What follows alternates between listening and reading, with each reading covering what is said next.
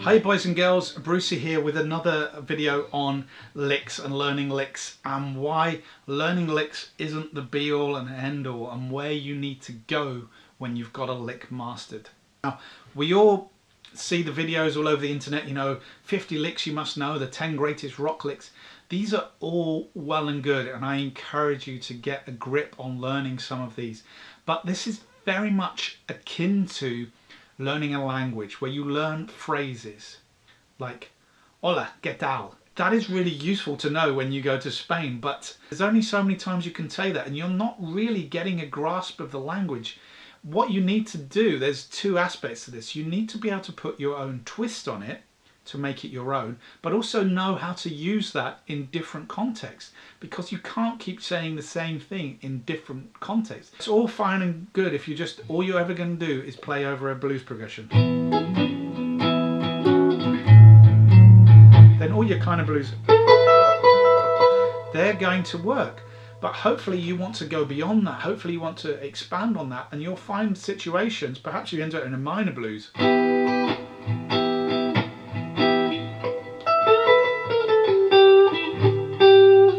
And the lick doesn't work as well, whatever the lick may be. That's because it's like saying the phrase in a language in an inappropriate context. And also learning phrases in a language is useful, but it doesn't help you with a conversation, because you want to be able to express yourself in a language, not just using fixed phrases. You want to be able to say, you know, rather than hello, how are you, which you might learn from a phrase book, you want to go, hey, how are you doing? You've taken the language because you've got an understanding. The meaning is there. And it is exactly the same on the guitar. How can we do this? You know, we can all take the licks we know, something like that. My encouragement would be, first of all, get a grip on what the notes are, what notes you're playing, how they relate to the scale, all those kind of theoretical things. But if that's not your bag, well, there's another thing you can do, and that's the second stage, is to be able to move this and move it to other keys. Take the lick and move it to another key. Can you play that lick in all 12 keys?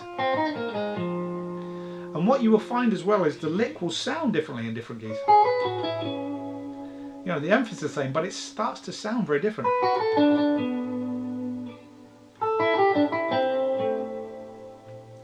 So that's stage number one. Take a lick and play it in different keys. Do it, try it.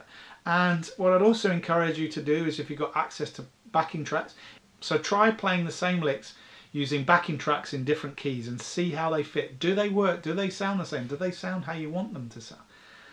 Then stage two, deconstruct the lick. What are the notes? What notes are these and how do they fit with a scale? So that's a kind of going to work with a minor, but if you're faced with a major chord, can you change the lick into a major lick? Dual purpose, you've got one lick and you're being able to use it in two different contexts now. It's a great way of doing it. It's like the language example. You'll be able to take fragments of a phrase and change it to meet with the situation that you're dealt with on the day.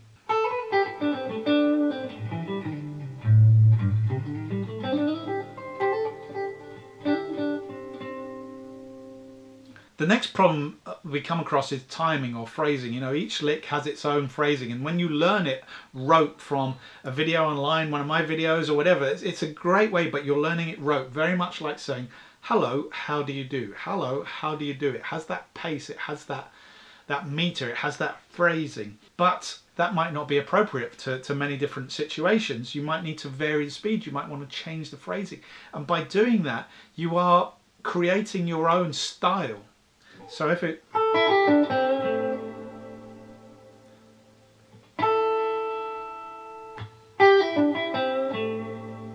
same lick, very, very different, but might be more appropriate to the situation you're playing under. So you've got to be able to hear these things and you've got to be able to vary the tempo. It's no good playing me able to go,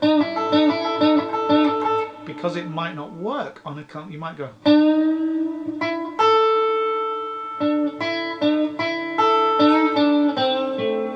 might be be more appropriate. Same lick, just different styles, different phrasing, different timing. So, number one, get out there, play it in all the different keys. See how it sounds, see what it sounds like in different keys, and seeing if you can apply it to different keys. Number two, try varying the phrasing. And again, using different backing tracks with different styles means that you can try your licks out and see how they work and then adjust them. That's the crucial thing. And this is going to help you with your learning. I guarantee it. It's going to help you. It's going to help you start thinking. And as you know, all the stuff that I talk about is very much to do with thinking about the guitar from a more holistic approach. And if you like this, please do check out my book, Guitar Creativity, where it's packed full of ideas about thinking differently about the guitar.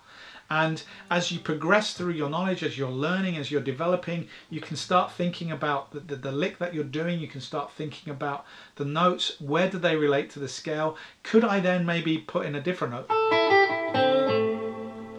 Maybe I've missed out, we're in A minor here, so I want to put in the 6, which is the F. Maybe that will make it sound different. I'll omit the E.